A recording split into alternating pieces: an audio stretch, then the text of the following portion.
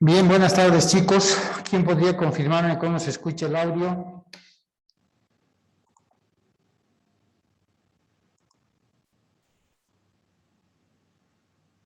Hola, hola. Los chicos de Buenas aula tardes, doctor. virtual, ¿quién podría confirmarme cómo se escucha el audio?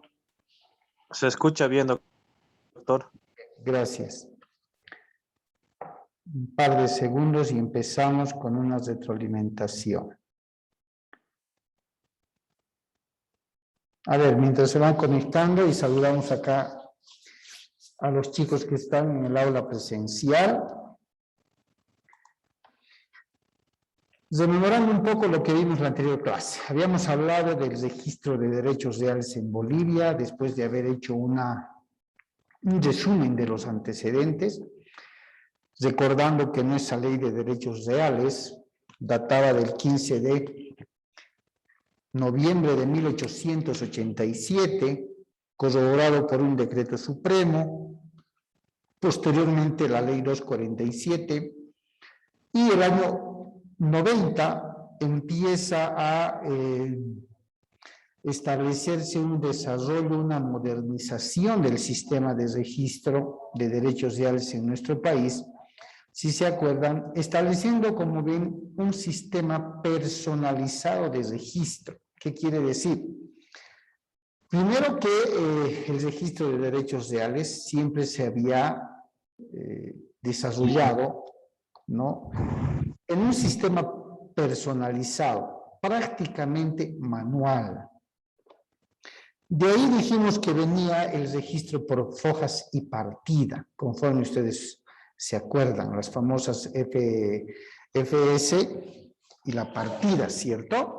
Aquí voy a anotar para los que están, fojas, partida. Ese tipo de registro, dijimos, se debía a el registro manual, denominado en su momento registro personalizado. ¿Qué tipo de libros manejaba este sistema personalizado? Si se acuerdan, un libro llamado de propiedades, un libro de hipotecas, ¿sí?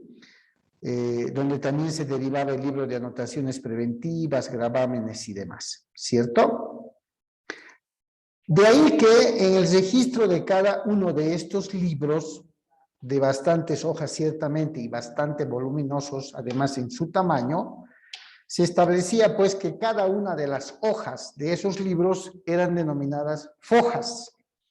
Y la partida venía a ser el orden literal y numeral que guardaban esos libros, esos registros. De ahí que se estilaba decir que determinada propiedad se encontraba en el libro primero de propiedad, ¿se acuerdan? El libro primero de propiedad de la provincia Cercado, en la partida 520 de las fojas 500 y tantos. Entonces era un sistema manual el que habíamos iniciado como país a desarrollar para el registro de bienes inmuebles. Por eso se llegó a denominar registro de derechos reales, muy conocido en la actualidad. Posteriormente, si ustedes se acuerdan, vimos el tema de la llegada de los años 90 con un primer sistema informático en el que no se tomó previsiones en su momento para ver si podía ese sistema sostener y soportar semejante cantidad de registro de derecho propietario, ¿no?, de las personas interesadas. Ahora bien, con esa experiencia, lógicamente, como país, establecemos que el sistema que se pretendía implementar no era suficiente, no abarcaba la cantidad del registro de derecho propietario. ¿Ya? Entonces, el año 2004 se establece y se implanta un sistema de registro computarizado, es decir, informático, donde ya este sistema personalizado del registro de derechos reales, especialmente de bienes inmuebles, denota la creación, motiva la creación de lo que hoy conocemos como el famoso folio real, que lo vimos en la clase, y viene acompañado de la matrícula compu computarizada. ¿Sí? Eso es lo que veníamos viendo. La matrícula computarizada, ¿cierto? A ver, ¿quién se acuerda cuántos dígitos debe contener una matrícula computarizada? 13 dígitos. Eso es algo, les reitero, chicos, les reitero, eso es algo que no pueden olvidar. Ustedes van a ver en el ejercicio profesional mucho esta clase de documentos, van a ver esta clase de registros ahora computarizados. Vimos la subanterior clase, un folio real, ¿cierto? Y les fui explicando paso a paso. Hoy lo vamos a retomar para explicar las columnas que contiene el folio real después de continuar con esta explicación que dejamos en parte la anterior clase, ¿cierto? El desarrollo del registro de derechos reales, ¿cierto? Entonces, el año 90 se inicia un desarrollo, un proceso de actualización informática, ¿ya? De digitalizar los registros de derechos reales, ¿no? De establecer una modernización en el registro, pasar de los libros de un sistema manual personalizado a un sistema informático.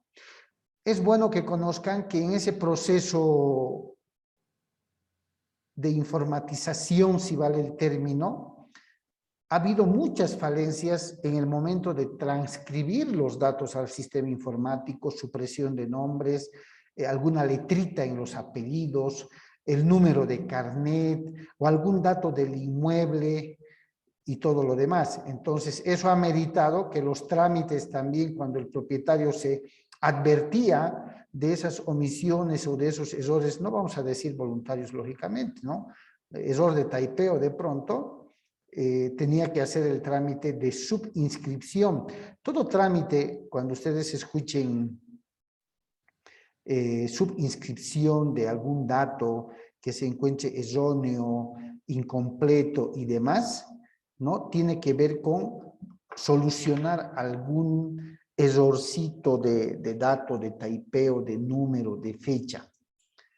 Entonces, cuando derechos reales como registro, como institución, comete el error, es decir, cuando algún funcionario de derechos reales comete algún error, ¿no? Y el propietario se da cuenta posteriormente de haber recogido algún trámite, es pues función y atribución de derechos reales solucionar, arreglar esa omisión o error que ha podido cometer. Entonces, se lo hace mediante un trámite de subinscripción de oficio. Ese es el dato, que es la suma que se debe consignar.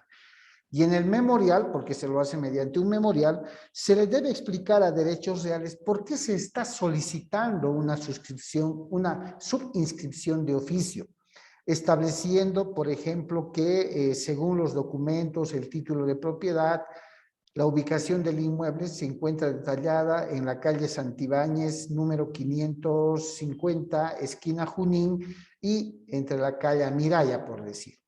Sin embargo, estimamos que en el proceso de transcripción de datos del sistema manual, del sistema personalizado al sistema informático, se ha omitido o se ha cometido un error en la numeración y se le ha puesto 530. Y siendo que la dirección se encuentra de manera correcta consignada en la documentación de derecho propietario, se presume que el error ha sido cometido por funcionarios de derechos reales. Por tanto, se pide, solicito que se subinscriba de oficio. ¿Qué quiere decir? Se corrija de oficio, es decir, por derechos reales, el dato observado. Los derechos reales revisan sus registros y revisa la documentación que se acompaña y dice, evidentemente, los documentos están correctos, y ha tenido que ser un error de taipeo. Entonces, corrige y les va a entregar un nuevo folio real, ¿sí? Un nuevo folio real con los datos observados debidamente corregidos. ¿Ya? cuando escuchen esta clase de términos, subinscripción de oficio y demás, es la corrección de ciertos errores que ha podido existir, atribuibles precisamente a la institución denominada Registro de Derechos Reales. Bien. ¿Se acuerdan el folio real que mediante imagen fuimos revisando desde los dígitos que son 13, ni uno más ni uno menos, ¿cierto? Cada uno de estos dígitos refleja un dato, ¿cierto? Departamento, localidad, cantón y todo lo demás, ¿no? Y existen 3 columnas en la parte inferior del folio real. La columna A, la columna B y la columna C. Si se acuerdan, así estaba consignado en la imagen que vimos en la explicación del tema anterior y que ahora vemos en el documental que en la anterior clase revisamos. Escuchen bien, chicos, tanto presencial como virtual. La columna A del folio real, la columna A del folio real está destinada al registro de los datos del propietario. ¿Qué quiero decir? Que en la columna A, única y exclusivamente, se va a consignar nombres, apellidos, generales de ley, la clase, el número del documento con el que se ha adquirido, además de los datos del notario que ha podido participar en esa documentación. Y va a terminar al final de cada registro, empieza más o menos así. Asiento 1, ¿ya? Asiento 1, columna A. Columna A, la primera columna. Por eso se llama el asiento A1. Se va a consignar todos los datos. Acá. ¿Qué me interesa que me atiendan? Me interesa que me atiendan el cierre del asiento. Va a decir más o menos así. Presentado, ¿qué fecha es hoy? 22. El 22 de octubre del 2021 a horas 17:50 con 25 segundos. Y así se cierra el asiento. Aquí viene asiento A1, cierre. Y después va a empezar el asiento A2. Los asientos en este caso deben ser siempre correlativos. Jamás puede saltar del asiento A1 al asiento 3.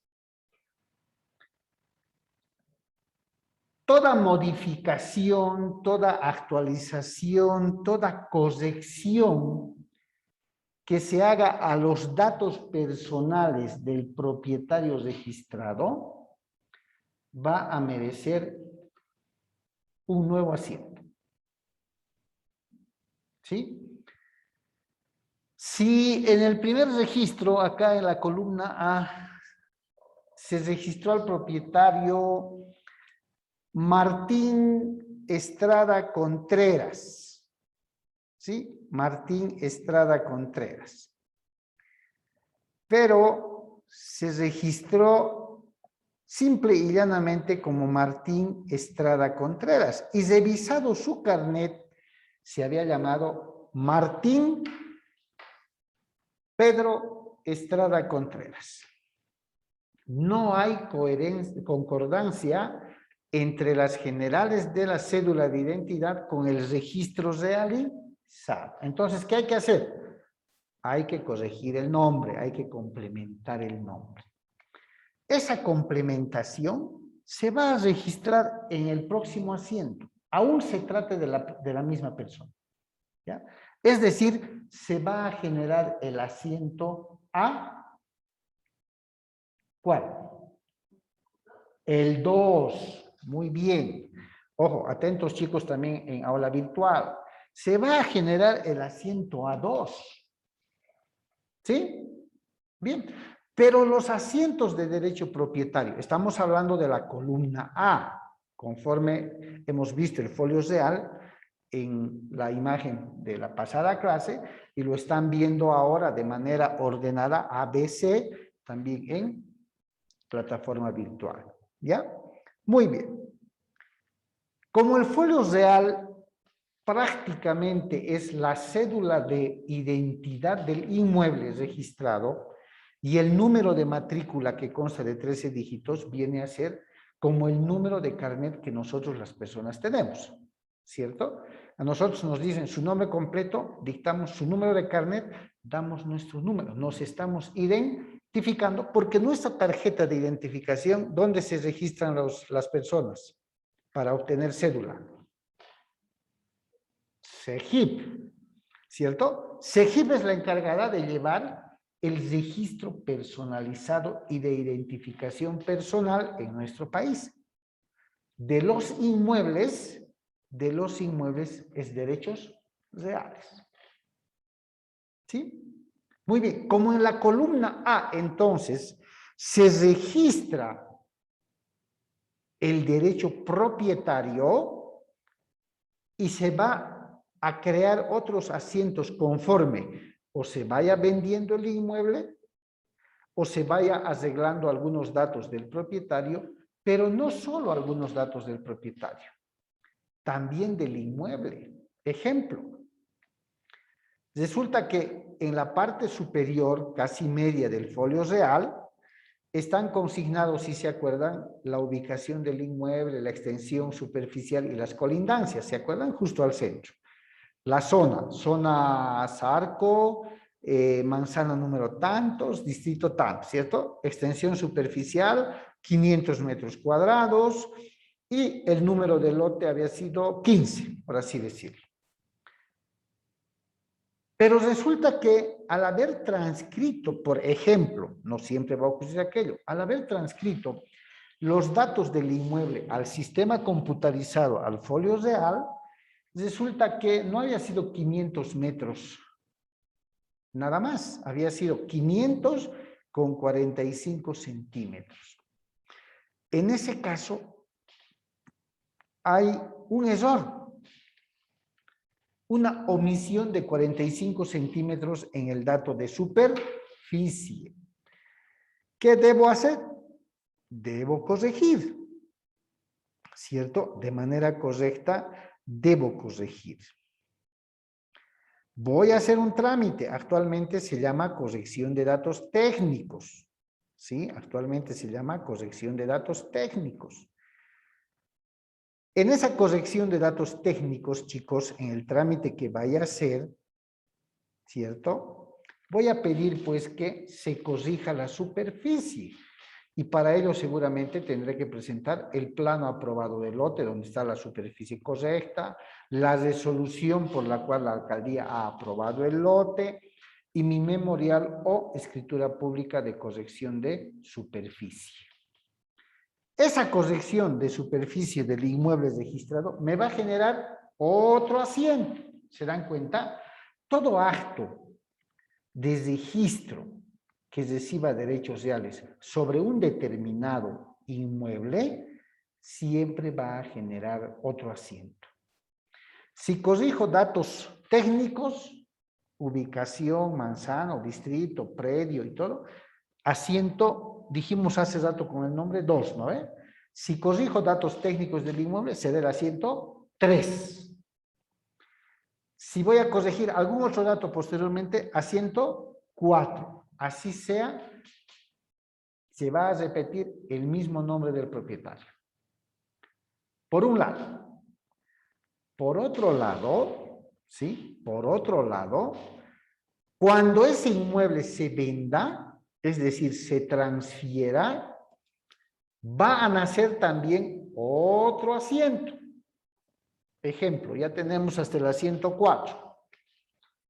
Resulta que don Pedro ha vendido su inmueble, sea lote, sea casa, sea lo que sea. Ha vendido su inmueble. Le ha vendido a don Jaime Contreras, qué sé yo, Córdoba. El asiento 5, ¿qué va a registrar? ¿Quién me contesta? La compra-venta. Muy bien. Van a hacer el asiento 5 porque va a consignar el nombre de otro propietario. Excelente. El nombre de otro propietario, cuyos datos se van a consignar de la misma manera. Nombre completo, ojo. No es cualquier registro, chicos. Un dato correcto o incorrecto, créanme, cuando hay juicios, hay litigios sobre bienes inmuebles o que tengan que ver con bienes inmuebles, un dato correcto o incorrecto que la otra parte haya dejado pasar, les puede significar el éxito o el fracaso de un proceso, si es que no se dan cuenta. No es lo mismo registrar a hombre o a mujer, por ejemplo, el estado civil, soltero o casado, o divorciado. ¿Sí? No es lo mismo. ¿Por qué? Porque cuando se registra el estado civil de casado o casada, se presume que automáticamente, aunque estés registrando solo el esposo o la esposa, también le corresponde el derecho al otro cónyuge, aunque no esté su nombre plenamente consignado. Se presume la ganancialidad del bien porque el estado civil de la persona que está registrando dice casado. A veces es un dato muy importante. Les explico así rapidito. Resulta que don Vicente Córdoba, creo que dijimos el último propietario, registra la compra del inmueble, su carnet dice casado, se pone la fecha, el día, la hora y los segundos. Resulta que don Vicente, comprando ese inmueble, ha sacado un préstamo con el que ha garantizado con el inmueble, ¿no? No paga ese préstamo, digamos, de un banco. ¿Qué hace el banco? Ejecuta, ¿cierto? No pagas, te ejecuta. No te va a perseguir a ti, va a perseguir tus bienes. Llega al extremo el banco de rematar, como ejemplo estamos hablando, de rematar ese inmueble para cobrar lo que le debes. Hasta ahí todo parece estar bien. Pero el hecho de haber consignado un estado civil como casado ¿genera alguna repercusión, algún efecto? ¿O el hecho de haber firmado un documento de préstamo garantizando esa obligación con el inmueble, simple y llanamente es un dato más? ¿Qué creen?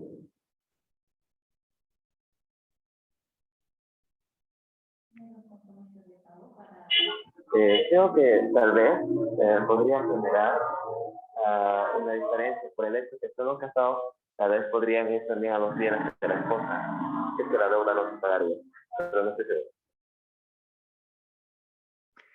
¿Y qué derecho generaría en alguna de las partes? Exigir la obligación. ¿Y qué haría la esposa? El hecho de consignar el estado civil de casado genera de que se presume de que es un bien ganancial. Y si es un bien ganancial, ¿a quiénes se presume como propietarios? A ambos esposos, muy bien. Y si solamente firmó el señor Vicente el préstamo, ¿será que se ven comprometidos la parte ganancial de la esposa o no? Porque la esposa no firmó el documento de préstamo. ¿No ve? Claro. Pero como la esposa no firmó, le nace el derecho cuando hay un proceso de remate o ejecución de reclamar y decir, momentito, el bien inmueble lo hemos adquirido estando casados, por eso el carnet de mi esposo dice casado. Lo has registrado tal fecha y aquí está mi certificado de matrimonio que denota una fecha con anterioridad a la compra y al registro. ¿Qué quiere decir? Que ese bien inmueble se ha comprado en matrimonio.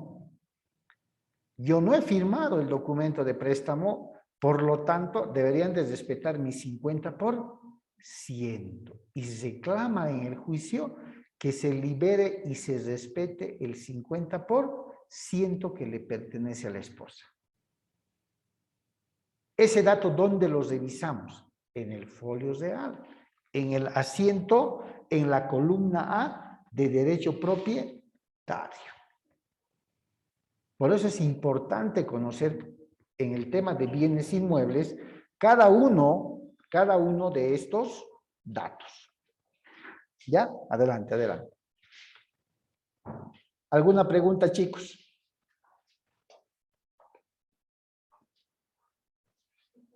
En este caso, bueno, el banco no se llega a pagar, el banco le ejecuta, la esposa reclama, pero el banco, bueno, no considera lo que le llamaría la esposa. Considera.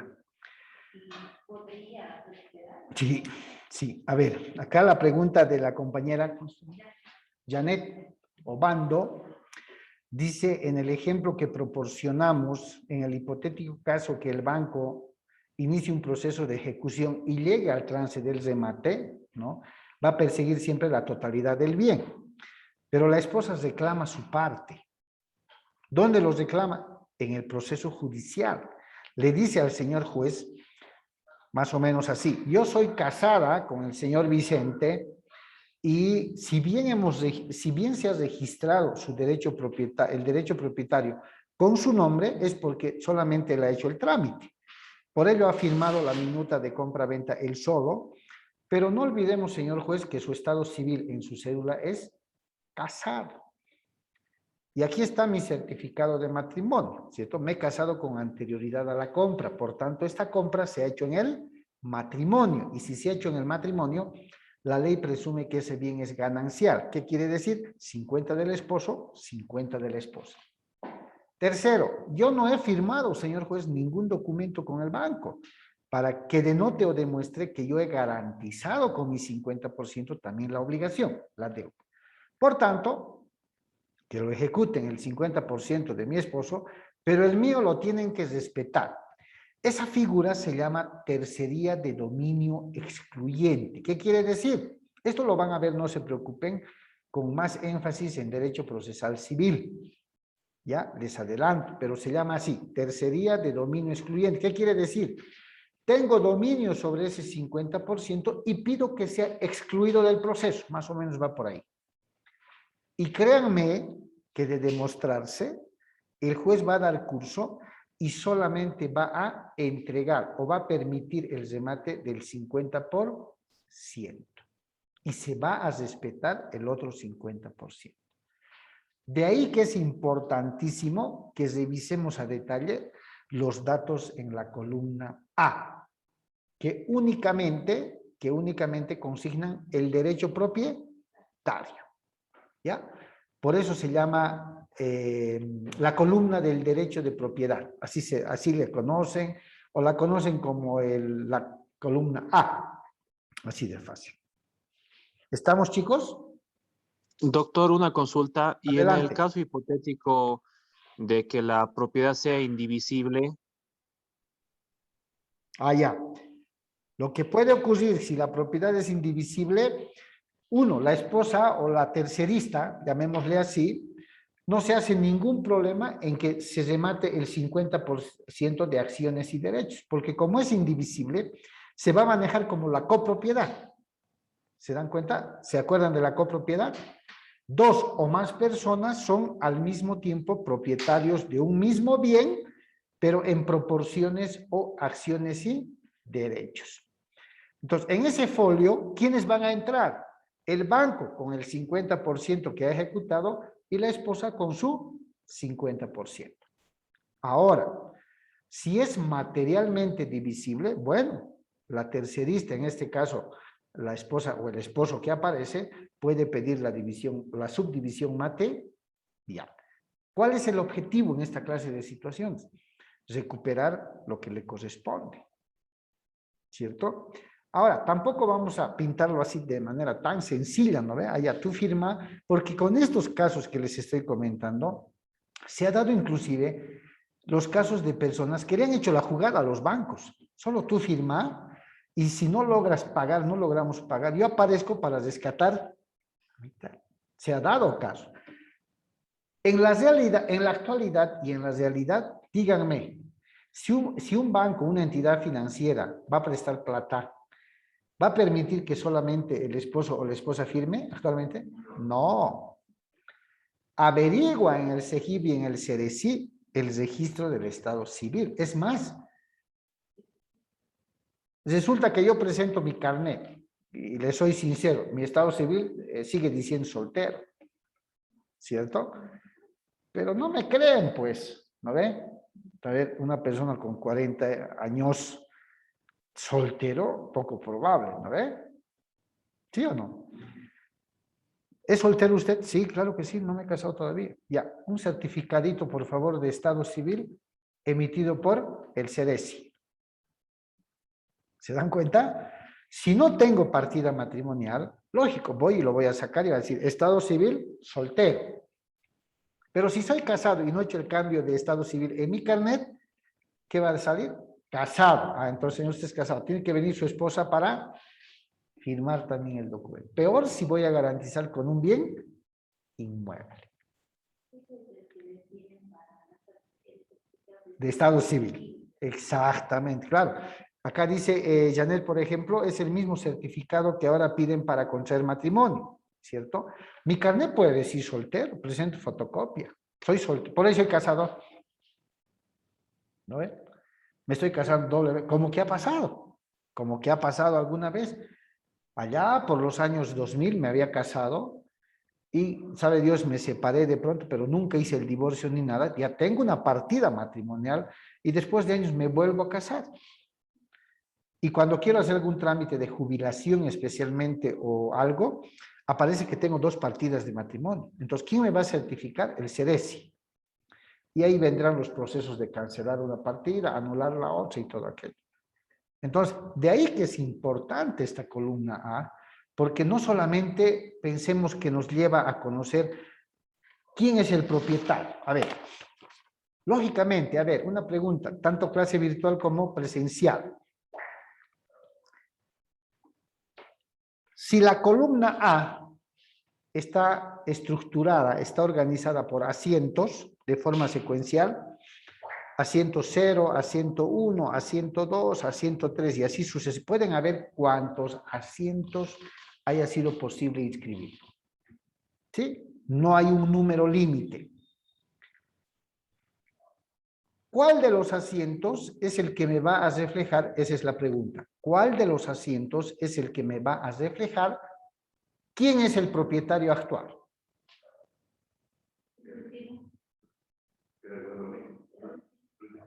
¿Qué dice sala virtual? El último asiento. Exactamente. El último asiento. ¿Sí? Si me traen a la oficina un documento y me dicen, yo voy a vender, yo soy el vendedor, doctor, por favor, lógicamente voy a pedir el folio real, ¿cierto? Voy a pedir el folio real. Debo pues cotejar el carnet de identidad del propietario con el registro en el folio real. Y no debe variar absolutamente nada. Si tiene 2 nombres, los 2 nombres tienen que estar en derechos reales. Si tiene 3 apellidos, los 3 apellidos. En el registro de la columna A se registra nombre completo, estado civil, fecha de nacimiento, fecha de número de carnet. Entonces debe coincidir. Hay casos en los que dice la señora María Elena Vargas de Fernández. Está en el folio real. María Elena Vargas de Fernández. Ustedes cotejan con el carnet, pero había sido María Elena Vargas Encinas de Fernández. Ese Encinas que está en su carnet, que no está en el folio real, ya hace variar la identidad de la persona. Entonces, esa persona para vender tiene que complementar ese nombre. ¿Ya? O sea, de ahí es importantísimo que nosotros manejemos una revisión cuidadosa de los datos que consigna la columna A. ¿Alguna pregunta?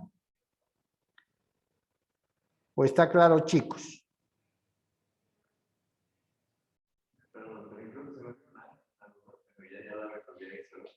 A ver. Porque dije, porque a veces homónimos creo que se llama. Ah, sí. Pero creo que con el número de carnet igual se pone ahí ya. Sí, eso es importante. ¿Por qué? Porque hablando de homónimos, hay bastantes. Por eso es que los notarios, y más en derechos reales, revisan tan minuciosamente para no generar ningún error. Se trata del derecho propietario sobre un inmueble, se trata de tu patrimonio, ¿cierto? Entonces, hay un faltante de nombre, segundo apellido, no coincide la fecha de nacimiento o no coincide el carnet registrado con la cédula que te están presentando, no van a poder hacer ningún trámite. Les van a observar. Porque no se trata de un certificado de un diplomado, de un reconocimiento. No, se trata del registro de derecho propietario.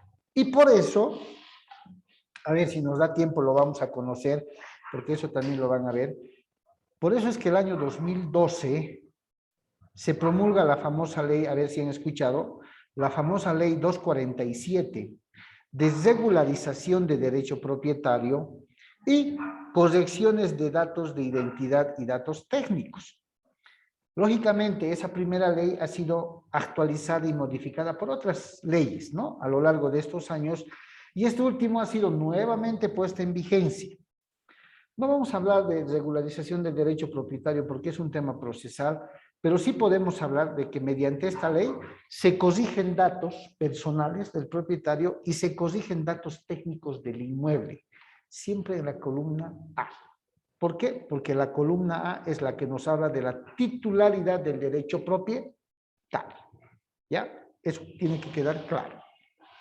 Segundo, la columna B.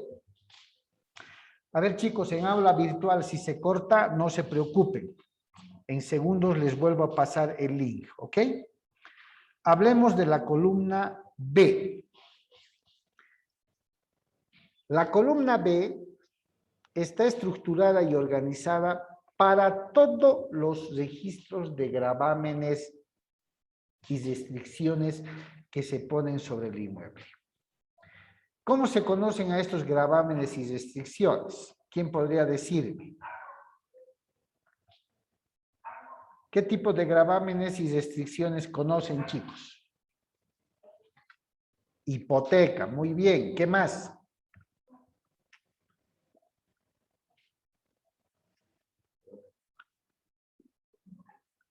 Hipotecas, anticréticos, ¿se acuerdan?